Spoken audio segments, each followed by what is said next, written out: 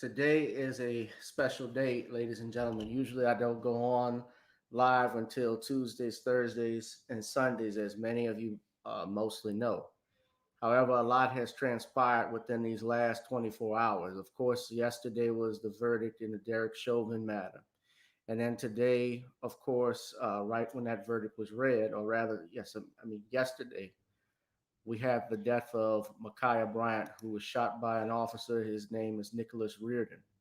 So, body camera footage had been released and it sparked outrage of what's going on. But a lot of us are looking also need to look at the legal perspective from what happened in that case as well.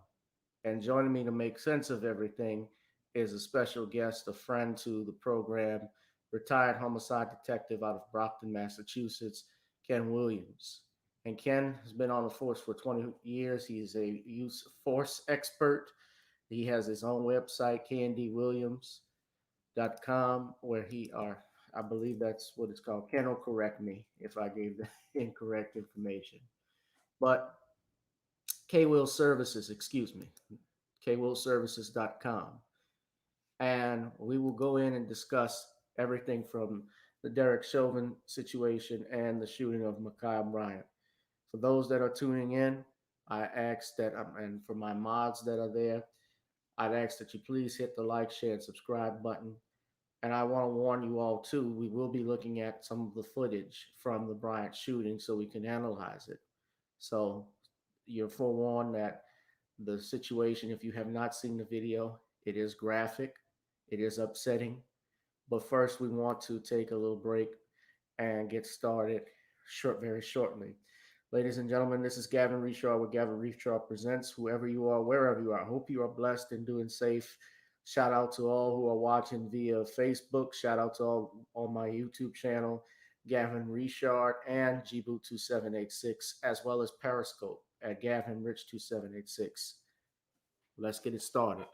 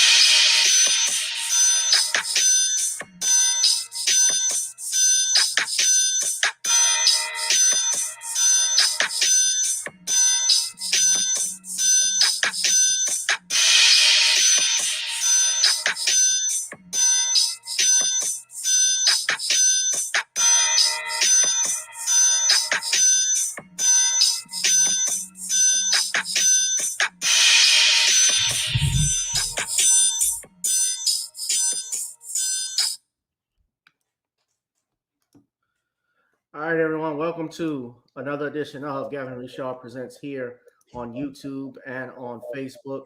If you're watching on Periscope, Gavin Rich 276, I thank you. Whoever you are, wherever you are, I hope you're blessed and doing safe. We are privileged to have on our friend and colleague, Mr. Ken Williams, retired homicide detective out of Brockton, Massachusetts. How you doing, Ken? How's it going, brother? Thank you for having me. Thank you for coming on short notice, and thank you all who are tuning in on short notice. I thought, you know, Ken, I don't know about you, man, but it's like my mind is numb at a lot of the stuff that's just been transpiring in the last 24 hours. Sure. Uh, I'm used to seeing. I've gotten to a point where I'm used to seeing stuff like this.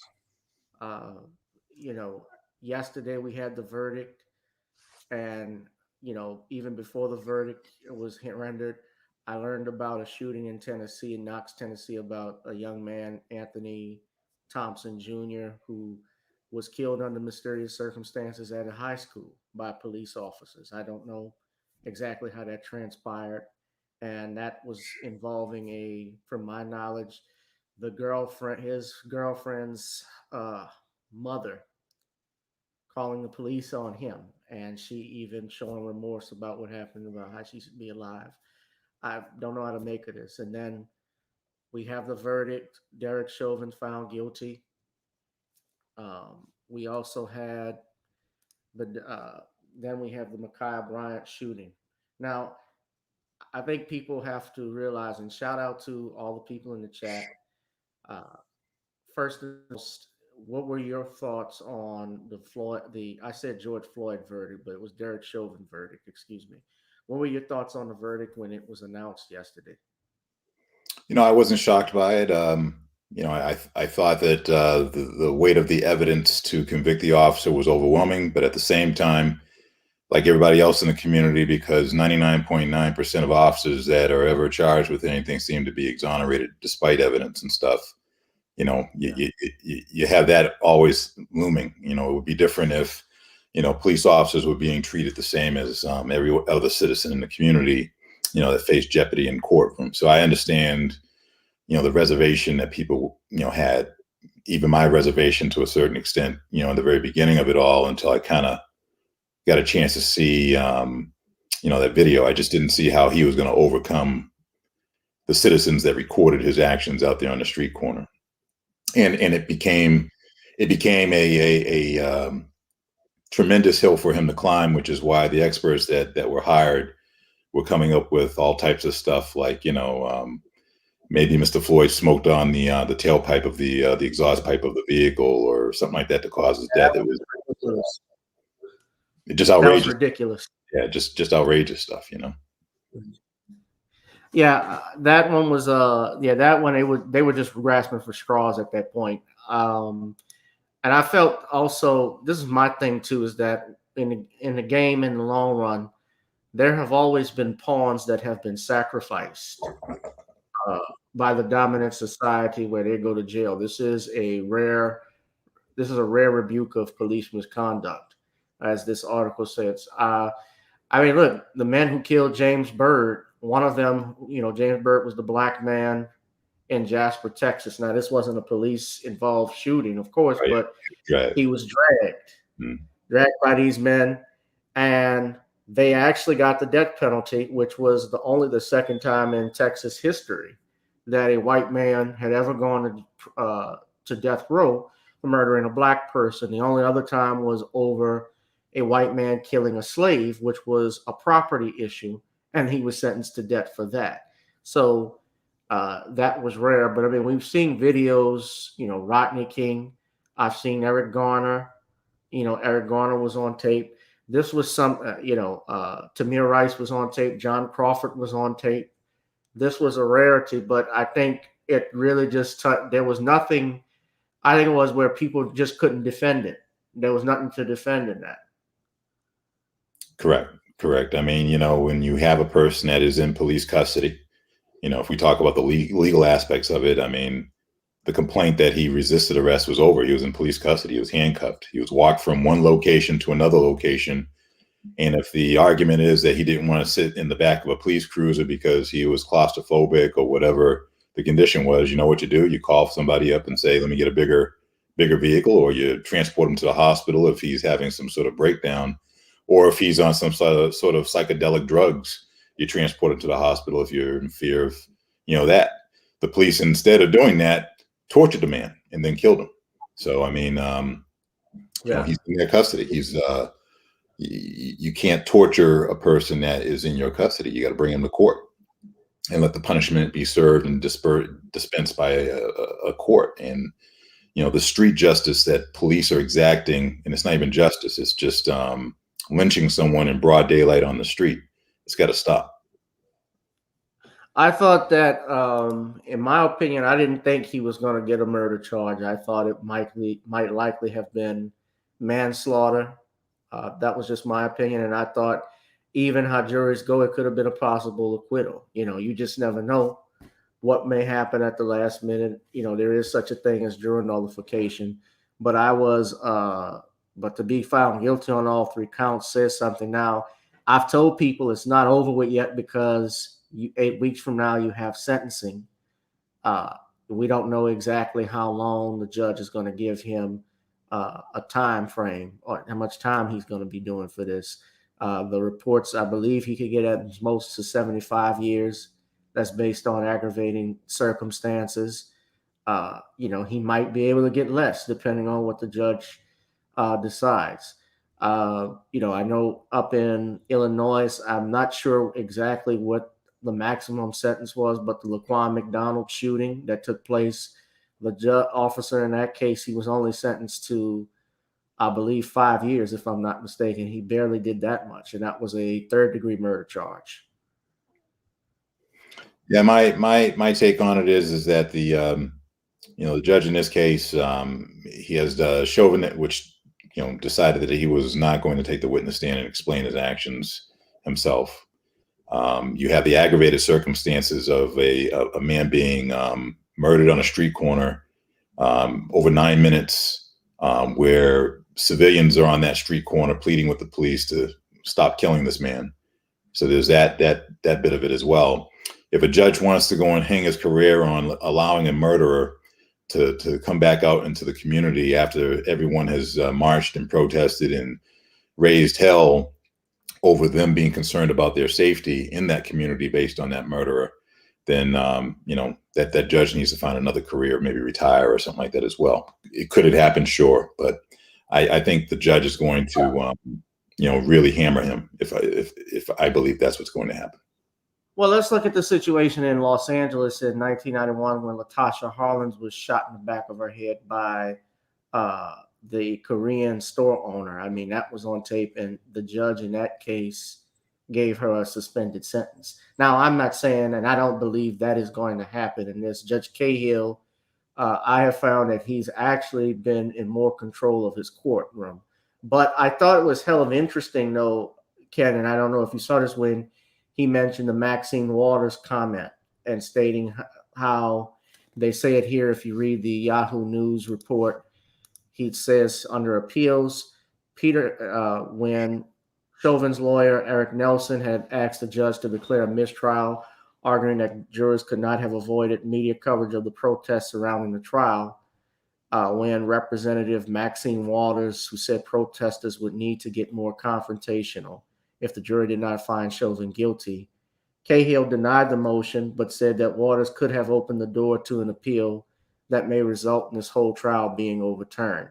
Now, they rarely overturn those because those are public comments, and of course you have freedom of speech. But I am aware, and I do know law, and I know that there have been cases, for instance, a big example of that would be Shepard versus Maxwell, where they argue a right of due process and a fair trial over the media coverage in it. And the Supreme Court had overturned Sam Shepard's conviction because of the media coverage. But do you think he opened the door with that by him making that comment? No, I mean, of course, my belief is that the judge is basically telling the defense that in order for me to open this door for you, you would have to find an error in my judgment. And right. you just hit the nail on the head, which is that the judge is denying the defense's motion simply because Maxine Waters or the President Biden or anyone else out there that wants to comment on a trial that's underway in a courtroom, they're not in the courtroom. They're outside. They have a First Amendment right to speak about anything they want, just like you and I do. So this argument that Maxine Waters somehow was tilting the scales on a defense team's, trying to defend their client is an absurd claim. But at the same time, the appeal would have to be based on the judge's error, and I don't see where the judge committed an error. Yeah. Well, it's based on the judge's error. If he made an error or if they said that there was an issue with the jurors. Sure. time of error. If they found and were able to prove that that was a reason why, I certainly, yes, that was attorney F. Lee Bailey, who was the lawyer for Sam Shepard. I've actually been in touch with Mr. Bailey before, trying to get him to come on because he has a wealth of information about stuff. But we might get him on in the future. But yeah, but that was if you guys want, and I've mentioned that before, especially in relation to the Bill Cosby case and so forth, people should look at that Sam Shepard versus Maxwell case. That was actually the case which was the basis for the it's supposedly, they've denied it, but that was the basis for the fugitive, Dr. Richard Kimball and all of that stuff. But yeah, so I was surprised. Again, I was surprised. What happens next in 8 weeks? Of course, they will do the sentencing period, and we'll see what aggravating circumstances they will bring up. What do you think, though, will happen next? Do you think that this means? Because I kind of get the feeling, and this is what I always say, especially when it comes to victories, that Black community, we often will take symbolism over substance, and by that I mean we celebrate symbolic victories. And I'm not saying that this isn't something to be happy about because this was caught on tape, and I just imagine if it wasn't caught on tape, what the stories may have been. But do you feel like we've tipped the scale, or do you think this is something that's moving forward, or do you think we've got a long ways to go? I mean, we still have a long ways to go. If we look at historically over policing and stuff like that, for the one time that someone gets caught dirty and stuff like that, there are thousands of people who do not. So Derrick Chauvin, going to trial and all that stuff. If it wasn't for the civilians out there doing their part to take video of the situation, Derrick Chauvin would still be on patrol today. The lies that the other three police defendants would have, had in their police reports to buttress Chauvin's lie would have kept them all on the job today. And that's the reality. I mean, so, based on that reality, we can't, take the foot off the gas because, this is just one small victory compared to the miles ahead that we have to go in order to get to the promised land of equality. Yeah. And, I saw something, this interests me. I didn't care for it, but George Floyd's girlfriend and Nancy Pelosi had made several comments. I don't know if you saw it, about how we thank George for his sacrifice. No, I haven't seen this. You haven't seen it? Let me show you right quick. Yeah,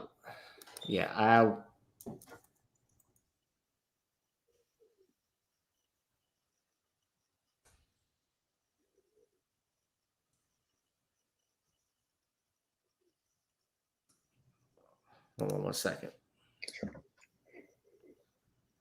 All right, this was George's girlfriend. To have him standing next to me again today. But I know he gave his life so this could happen. And I know that he gave his life so that other people's cases can get reopened. We can re-examine the cases that are closed. We can get justice for people that deserve. I love him with all my heart.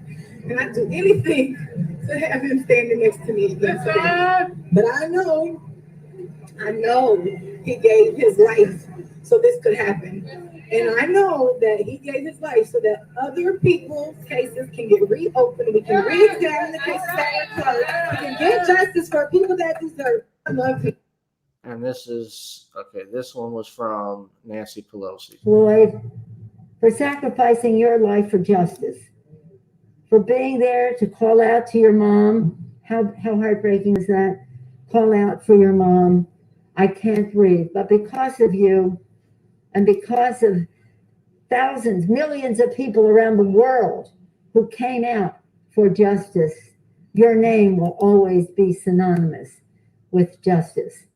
Thank you, George Floyd, for sacrificing your life for justice, for being there to call out to your mom. How heartbreaking was that? Call out for your mom. I can't breathe. But because of you and because of thousands, millions of people around the world who came out for justice, your name will always be synonymous with justice.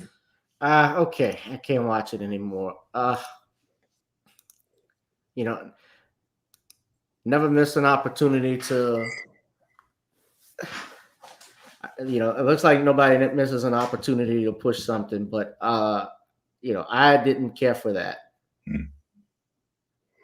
Yeah, I mean, Nancy Pelosi is doing the political thing, and it doesn't make any sense because it's just rambling. At the same time, white people are on the outside of this, and it's black people that feel the pain. And Nancy Pelosi displayed her disconnect with the pain that the black community feels every single day from this stuff. As far as the girlfriend goes, I mean, she's traumatized, and people who are traumatized say all types of strange things. And that's not to go and give her an excuse. It's just, I mean, she is the girlfriend, Well, but I mean, still to say thank you for your sacrifice. I mean, this wasn't a sacrifice. This was murder. Sure. I mean, look, and another thing, I'm just saying it. I'm not against interracial dating or anything. I have people of different races in my family who are married to loved ones, but when she's a white woman.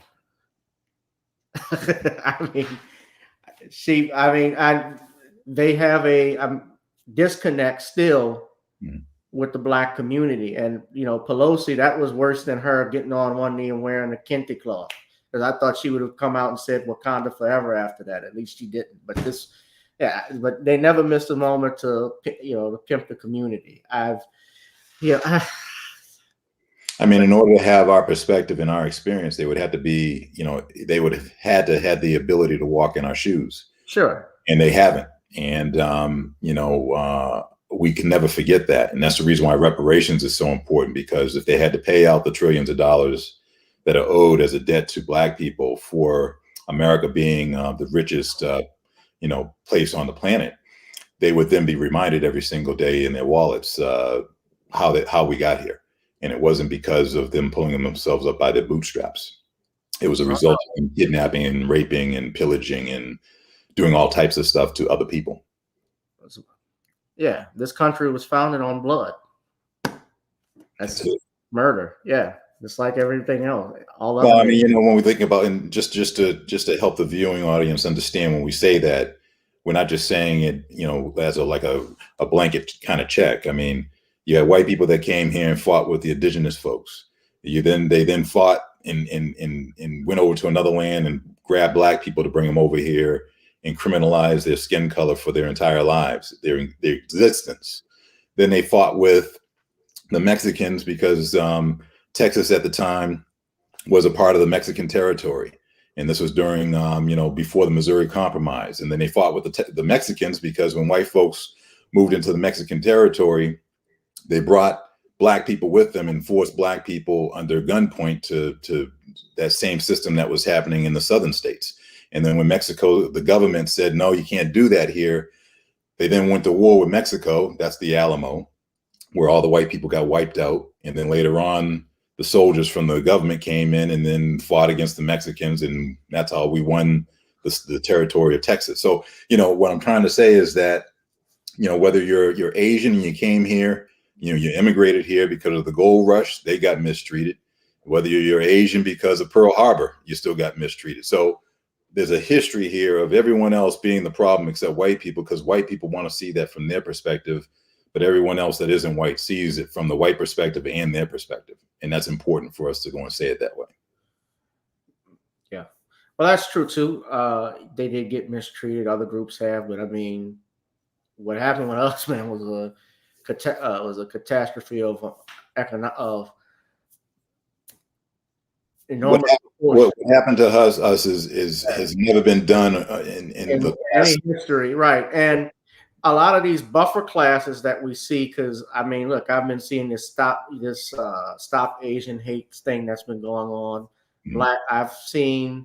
I saw ABC News report where they talked about Asians having to talk about black people attacking them, and I'm like, well, wait a minute. Black people are the biggest. We're the ones. First and foremost, we attack each other more than we attack any other group. Just like Asians attack Asians, whites attacks whites, Hispanics, because it's about where you live. We don't mess with them like talking about it. Our communities, if anything, they bring their businesses in our communities and we support them. Mhm. You know, whether it's their wing stores, whether it's their gas stations, convenience stores, and we get mistreated like shit. No doubt. I mean, when you talk about that case that happened in California where the young girl was shot at a convenience store, that was a case over a young lady that was simply accused of shoplifting, and she got shot, even though she didn't shoplift. And that's. But she left the money. She didn't shoplift. She put the money on the counter for it, was walking off, and the lady thought she was stealing, and she said, You're going to get shot over the attempted shoplifting or the shoplifting. Let's say, for instance, technically she was shoplifting. You're still going to get shot over what a bag of chips. You understand what I'm saying? So the whole point is that white people aren't generally walking into stores and getting shot by anybody. And they walk in and do all types of crazy stuff. They walk out in the streets with guns. We have Kyle Rittenhouse that walked past the police officers with an AR-15. After he killed 2 people, he's alive. So we have many different instances. Dylan Roof. We have many different instances where the system is treating others differently than it does Black people, and that has been historic. That's right. That's something that we have to end. And yes, indeed, it hasn't changed. Now, the next thing I wanted to talk about. And this is regarding the Ma'Khia Bryant shooting. I just want to warn everybody because we're going to be looking at the video. It is graphic. I don't really like showing it, but the main reason why I wanted to show it is because Ken is an expert. I wanted his opinion as a former homicide detective, how this thing transpired, if there was anything from his knowledge as a police officer that could have changed, could this officer from an officer's perspective, because I know as a cop you've had to make split-second decisions Sure. that occur, and it's not a defense of what he did, and it's not even a support of what he did, but I look at it from both ways. I try to be fair in perspective. Now I know some people may be mad at me because of my of what was going to happen.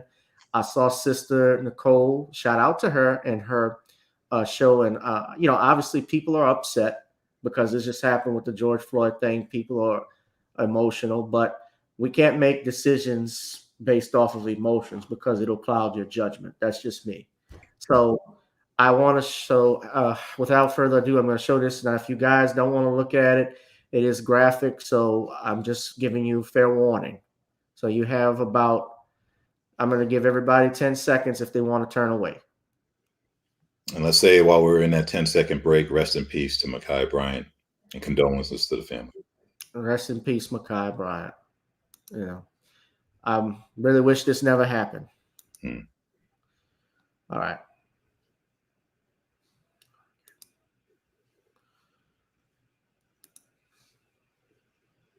Hey. What's going on? Hey, what's going on? Hey, get down! No, you ain't shoot my baby! You shot my baby!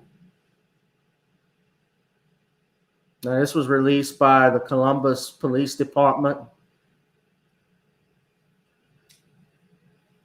And for whatever reason, Ken, they said that they responded to a call. A woman was claiming that she was being jumped in her house. I've been hearing reports that it was Miss Bryant who had made that phone call. I see what I believe is her father. She's in foster care from what I know. And I see this gentleman who I'm taking as his father because he said, "You killed my baby," where he starts kicking another female. I don't know if I don't know exactly how this started, who got into the house, if they were allowed in, what exactly took place, but he did kick her. And you do see in the frame, Ma'Khia appearing to hold what looks to be a nice sized knife. and attempt to stab the woman in the neon tracksuit. And then Officer Nicholas Reardon opens fire 4 times, killing her. She's on the ground now. Some people have said that's an overkill. As a police officer, let me just ask you something. Are officers allowed, when you shoot somebody once, I mean, what's the likelihood? Do you have to follow up and shoot an additional time, or what?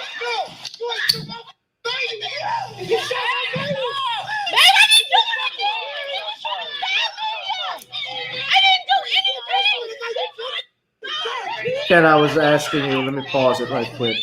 I was just asking you, I don't know if you heard me, are officers required to fire after they shoot a subject and they go down once? Are they trained to shoot more than one time, or does it just depend on the circumstances? It depends on the circumstances. I mean, you're shooting to stop the threat, and right. If the threat continues, you can continue to fire, until the threat is neutralized. In this particular case, I believe police responded, just a basic backdrop. Police responded to a 911 call. Whoever called, it could have been more than one person that called, but police responded to the address for a 911 call. And, the nature of the call, they have that background information. They're getting fed information from their dispatchers before they get there. When they get there, there's a disturbance outside the home, and, whatever took place. Let's say, for instance, if the young ladies are there because they were trying to fight Michaela, or Michaela's there because she was trying to fight them. I don't know whose house it is, but what I'm trying to say is that backdrop story will be known after the fact. As the police arrive, they don't know who's who, Right. Right? So the police are there, and there's the woman that's assaulted, where she's pushed to the ground, and there are 2 things that happen at that immediate moment in time that's on the video. And the officer that's there, he then unholsters his firearm, but he has 2 issues going on simultaneously. One is, there's a male that's kicking the person that was assaulted and pushed to the ground by Michaela. And then we have Michaela turning and advancing towards Ma'Khia, not Michaela. Ma'Khia is advancing and turning and advancing. Ma'Khia. She's advancing towards the woman in the pink jumpsuit. And the woman in the pink jumpsuit didn't appear out of nowhere. She was there when the police officers, arrived. She was at the car. So whatever transpired to make, that situation become aggravated, where now there's a knife and it's in the presence of the police officer, he's not going to allow her to stab that woman. It's just not going to happen. It seemed to me that the time frame that this occurred is very short. And usually what people like to go and, talk about is, was there distance? Was there time? Was there spacing available? Was there some sort of retreat that was possible? And in this particular instance, I think this video might be all of maybe 12 seconds. And the part that we're talking about with respect to the time allotted between the gun coming out of a holster and it being fired, maybe, seconds, maybe 3 or 4 seconds, maybe less than that. And, the question becomes, could the officer have used other force to gain compliance control of the situation? The issue becomes time. The longer it took for the officer to try to engage and say, hold, or whatever words he was giving for verbal, and, the fact that the gap between Ma'Khia and the other girl in the pink was closing, meant that there was a greater risk to the life of the girl in the pink jumpsuit. And the knife blade is apparent in the video, I suppose. And it was apparent to the officer as well, because the officer didn't train his attention to the person using a shod foot to go and strike the woman on the ground. He trained his attention to the knife and the fact that the knife was advancing towards that person up against the car.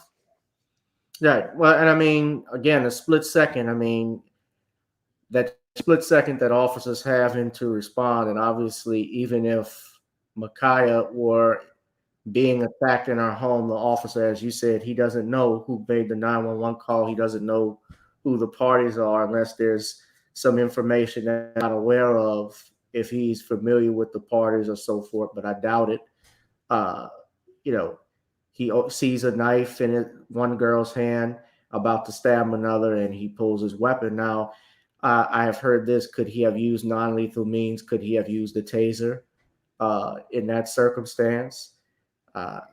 It's Yeah, I possible, mean, but it's possible to try to de-escalate and use those other tools, but the problem, of course, is that one, he saw the knife, and using a less than lethal force against someone who's actuating lethal force is not the same level of force. That's one issue from a police training type of standpoint. You're not going to introduce, let's say, for instance, let's change the scenario. Let's say, for instance, Ma'Khia is standing up against the wall. She has no ability to just lower the volume on that for a second. yeah, sure. I'm sorry. Yeah. She has no ability to harm others other than to maybe cause herself harm. In that type of scenario, Ma'Khia wouldn't be an immediate threat. She can't be an immediate threat to herself. In this particular situation, she became an immediate threat, not to the police officer, but to the young lady in the pink jumpsuit.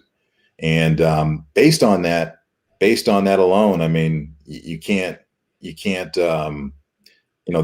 too much distance, and there's not enough time to try to run up and disarm her hand to hand. She wasn't paying attention to the presence of the police officer that was there.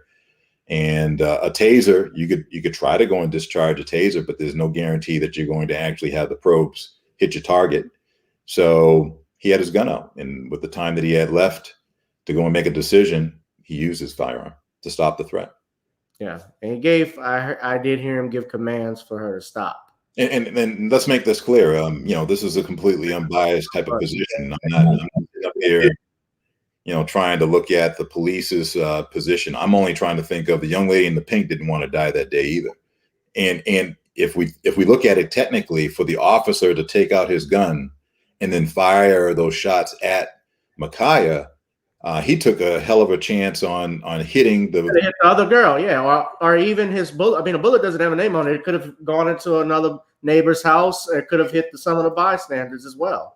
That's right. So that shows the nature of the dynamic situation that was fluid and unfolding, I believe, for him to even take that chance. Well, the main problem I had with this too, though, is how they classified, though, when the stories were coming out, even the mayor, Bill Geither, that this was a young woman. They called this was said about the death of this woman.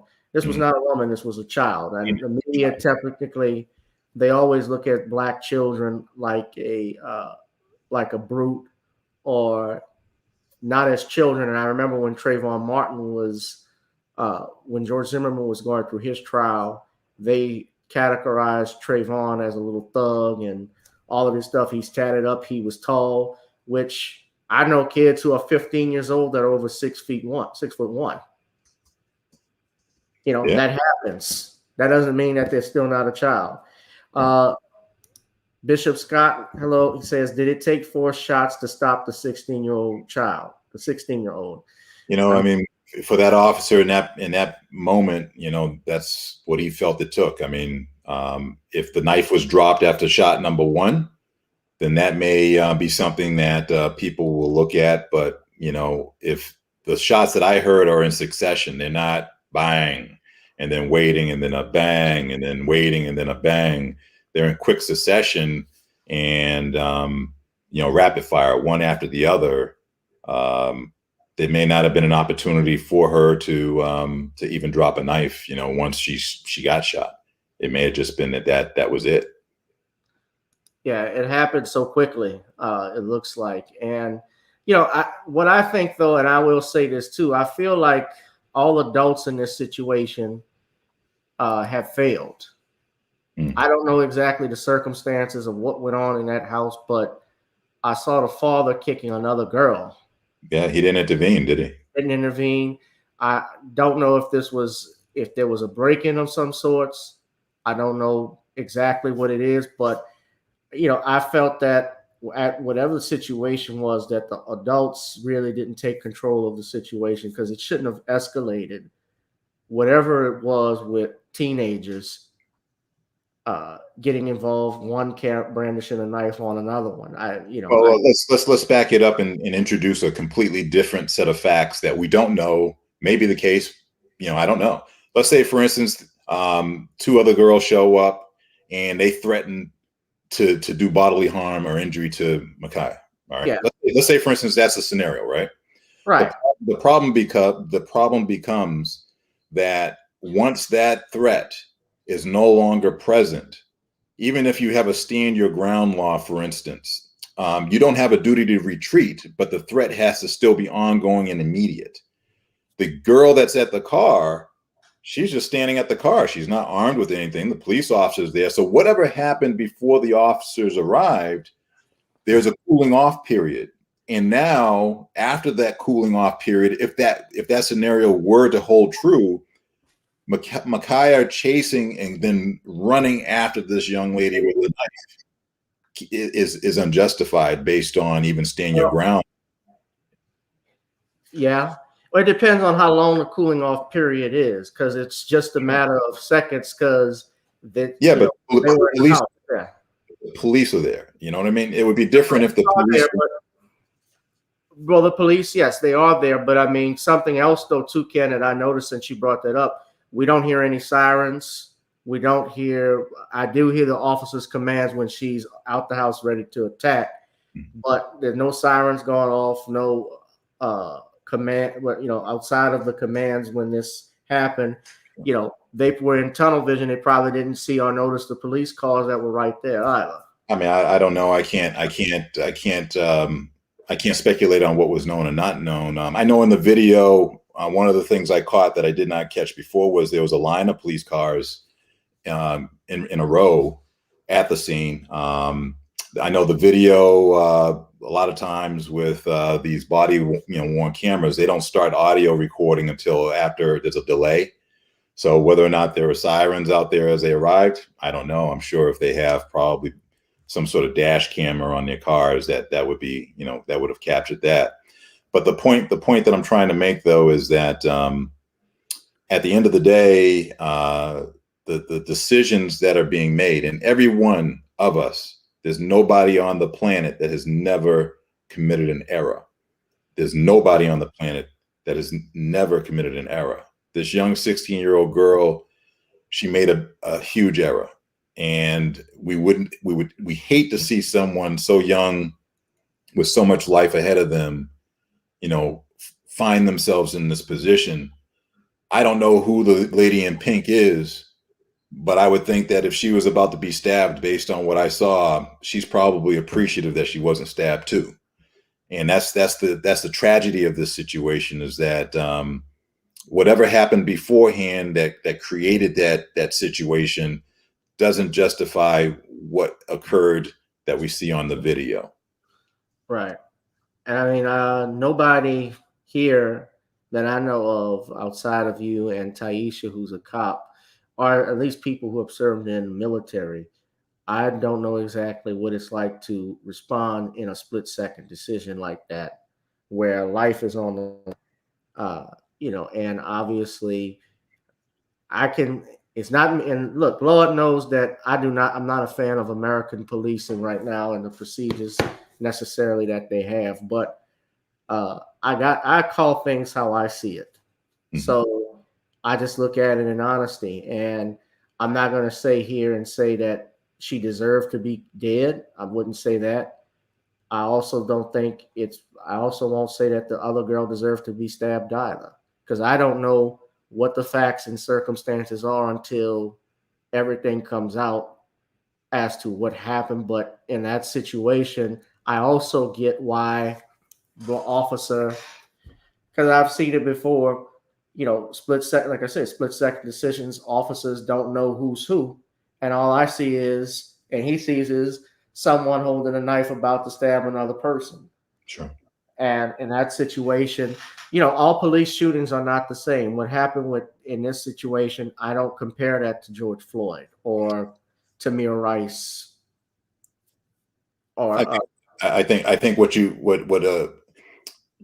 people say, well, let's say for instance, Adam Toledo. Yeah.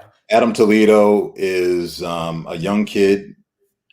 He's out on the street, and sometimes shots are fired. Police respond to a shots fired. They get into a foot chase with someone that has a firearm. Police officers don't shoot people who they suspect, have firearms. Usually they chase after them and confront them, and that's what happened here. However, the situation in that case with Adam Toledo is the officer's story is, well, he still had a gun, but we have a video that shows that Adam Toledo stopped according to the officer's orders. He turned around, he disarmed himself, he dropped the gun, and then for his troubles of obeying the orders of the police officer, he got shot in the chest. That situation is very, very, very, very different. Is that going to be a self-defense situation? Hell no, because there was no longer an immediate threat. In this particular case, where the officer, and I looked at the video, I don't know if anyone else saw a knife as Ma'Khia was running and pushing and assaulting the first young woman. I don't see one. I don't know if she brandished it after that young lady the other woman fell to the ground. I don't know if she brandished it when she turned to go and run after the other lady in the pink, sweatsuit. But the problem becomes if she had dropped the knife, and then she was shot, we would be talking about Adam Toledo's situation, no longer posing an immediate threat, but shot anyway. In this particular case, she didn't drop the knife and she closed the gap on the other young lady. And then she was shot because she was about to stab her. And I think that's how we have to overlay and compare the differences. This can't be compared to George Floyd. It can't be compared to a lot of different situations out there. They each have to be treated differently. Mm-hmm. Yeah. Well, again, I look at it, every situation is treated differently because there are different facts and circumstances that arise. She was 16 years old. The thing, though, too, what you mentioned about Adam Toledo as well, though, but, I'm not justifying his killing, but how there's a problem, obviously, with a 13-year-old boy that's out there late at night with a gang member, and they're allegedly shooting people. I don't why was this? I want to know why this child was out late. And then my problem with the police with that situation was that they lied about how this happened. And even looking at it for me with Laquan McDonald, Chicago has a history of doing this. They covered up, being the mayor, being the police chief, and the attorney general. The mayor at that time was Rahm Emanuel. They covered up how that shooting went down because they said Laquan had a knife, which he did, but they didn't. What they failed to mention is that while he has a knife, all the police were surrounding him and had their pistols drawn. So at that point, did you have to fire, Mr. Officer, 16 shots into the man? Well, and it's a very important case to bring up for comparison purposes. He was running away from the police, not charging at the police. He could have a knife, but he didn't pose an immediate threat or danger to other people. And at the same time, they lied about the immediate. Yeah, right. Which is why he was charged and convicted for third-degree murder. Right. So when we look at Adam Toledo, kind of similar situations started to occur where the misinformation by the police went to the mayor's office for a public statement, went to the prosecutor's office, where the prosecutor who did the arraignment actually found her or himself suspended because the facts that they presented during the arraignment were false. They said that the young man was armed when he got shot. He wasn't armed. He had dropped the weapon. He had followed the police's order, and that got the prosecutors suspended. Reprimanded for making a misstatement. And then later on, the video came out that said all of this stuff is a lie. Well, let me ask you this just quickly on the Adam Toledo thing, because I think after Adam dropped it within less than a nanosecond or more is when the officer fired the fatal shot. Do you see that being, we talk about split-second decisions again, do you see that being an argument he would make or his defense could make in court? Well, here goes the problem with that argument. Communication is two-way, and when you have someone that has to process the orders that are being given and then the officer has to interpret whether or not the person is processing those orders or complying or not complying, basically. In this particular case, you have a young boy that's running down, 13-year-old kid that I believe is running down an alleyway. And, the officer is in chase giving him orders. The 13-year-old kid probably could have blown the doors off of this officer that's carrying 40 pounds worth of extra gear and stuff like that. It's not a question of the 13-year-old kid not having adrenaline to get away, but he slowed down and he stopped. So that's at the command of the officer. Once he slows down and he stops, it's not a surprise. It's not a shock to the officer that he's armed with a gun. He was chasing after him because he knew he was armed with a gun. So that's no shock. Mm-hmm. And the officer is already has his firearm out. So there's no time delay as far as, I got to arm myself. So that process isn't going through his mind. And at the same time, he introduces more light through his tactical light on the scene so that he could actually see his hands. So he then gives him commands to drop it. And then Adam Toledo processes that command and drops it, which takes time. And then Adam Toledo goes through the process of now raising his hands, which takes time. So that's a completely different situation when we're talking about split second. The argument of split second decision doesn't really fly in that scenario to me, because there's that communication that's taking place. There's mechanical operations of interpretation and then movement to go and comply with not being perceived as a threat any longer. And then there's bang, bang, bang. That is not split second. Okay. Yeah. Well, fair enough. I think that certainly they're going to look into this since they have reopened it and see what happens there. But, I know that they're talking about, the mayor was on TV crying and so forth about how we failed him and all of these things.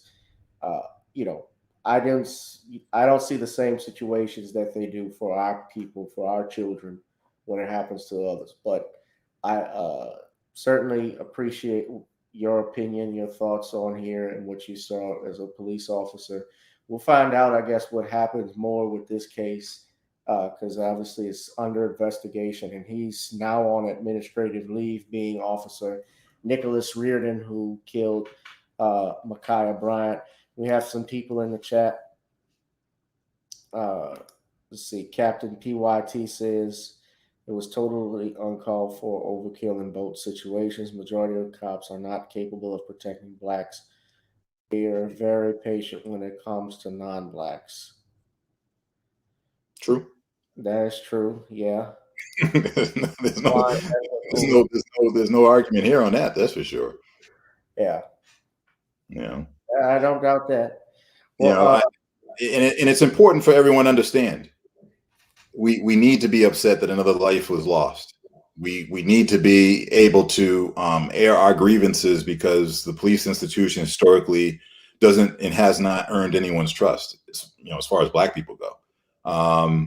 But at the same time, because it's important that that I look at someone like Mr. George Floyd, who, was killed. He was lynched in broad daylight. Young children, adults, all had to sit there and watch that for 9 grueling minutes, trying to figure out how they could help this man out. And the police did nothing to save him. That is not the situation, I feel, that occurred with Ma'Khia. Ma'Khia, unfortunately, being 16 and stuff like that, a young girl, she made a mistake, and her emotions clouded her judgment, and the police were there to witness her at her worst moment when she was about to stab somebody. And they made a decision. The officer made a decision to intervene on that. If he hadn't, we'd be talking about the slow response of the police officer from keeping a young girl from being stabbed. That would be the different story. And I mean, look, a knife, that's not a tinker toy. That's right. That's not a toy. All right, Ken, I appreciate you for being here. I won't hold you up further. I know you got to get ready for your classes tonight in law school. So I will wish you the best. You should be. You have exams coming up soon. Yeah, they'll be in the summertime. No, I have a few more months before I got to worry about it. Okay, that's right. Yeah. Well, let me know if you need anything. So I appreciate it, brother. Thank you, everyone, for listening, and hopefully that helps, clear some of the air on what I see. right. Well, I really appreciate it. Andrew K says cops in Russia use hands in such situations. It's different strokes for different folks. Well, I mean, most We're not in. Russia are white people, so they're going to use different tactics because they're all the same, basically. They're not heavily populated with a minority population. And for instance, in the UK, they don't use guns until someone's called to the scene a lot of times, because not every officer is walking around with a firearm. In America was founded on gun violence. Guns. Yeah. I mean, look, yeah, in Britain they've banned guns, they've banned weapons. I mean, but there still have been murders that have taken place. A man, I remember a few years ago, hacked up another woman, I believe a woman, to pieces with a machete. So people will find ways, if they want to kill you, to kill you. And I mean, even in Australia, they had the assault weapons ban. Switzerland, it's required and mandated that every male over the age of 18 have a firearm in their house. In fact, that's the reason why Adolf Hitler and the Nazis one of the reasons why they never invaded Switzerland. The people were armed and would fight back. Maybe we should encourage Black people to go out and get a license to carry and have protection. I encourage it, but at least the right Black people got it.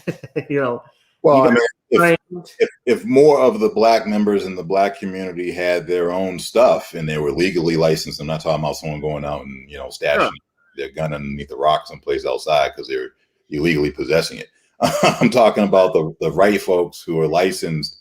Then they would lower the chances of becoming victimized, because unfortunately we all have to face it. It takes a while for 911 to respond. Most definitely. I encourage, I'm glad I live in the South too, in Louisiana. We got bills already that are being pushed in the House because our legislative session has started, where they want to, at least if you're 18 years old, make legal carry permissible to all without need of getting a license. I have a concealed carry weapons permit myself personally, and I own several firearms. So yeah, 911, it takes a while for them to respond. So get your step your firearm game up, go to the range, shoot, learn about gun safety. That's even more important. That's even just as important as purchasing a firearm. Yes, Rosalind, you guys please donate to the Cash App, Gavin Richard Esquire. You also can find out Ken's website at kndwilliams.com. K-Will Services. Williams Services, excuse me.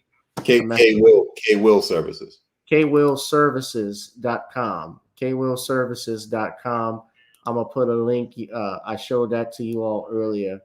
But y'all go ahead and do that, because we're real proud of Ken and the work he's doing, and I'm grateful that he was able to come on. Ken, thank you. You're welcome to come on anytime, and best of luck to you in law school. Hey, thank you, brother. I appreciate you. I appreciate your audience as well. Thank you. I'm going to put the link to your website here.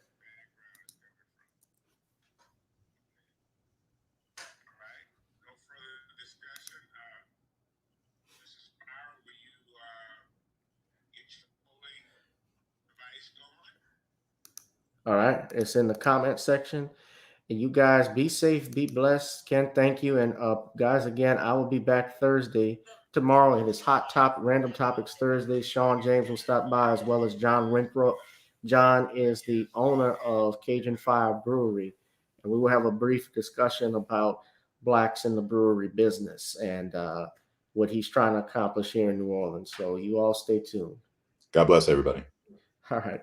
God bless everyone. Be safe, be blessed. I'm about to go on Bishop Scott's show in a second. So I'll holla. Peace. Good night.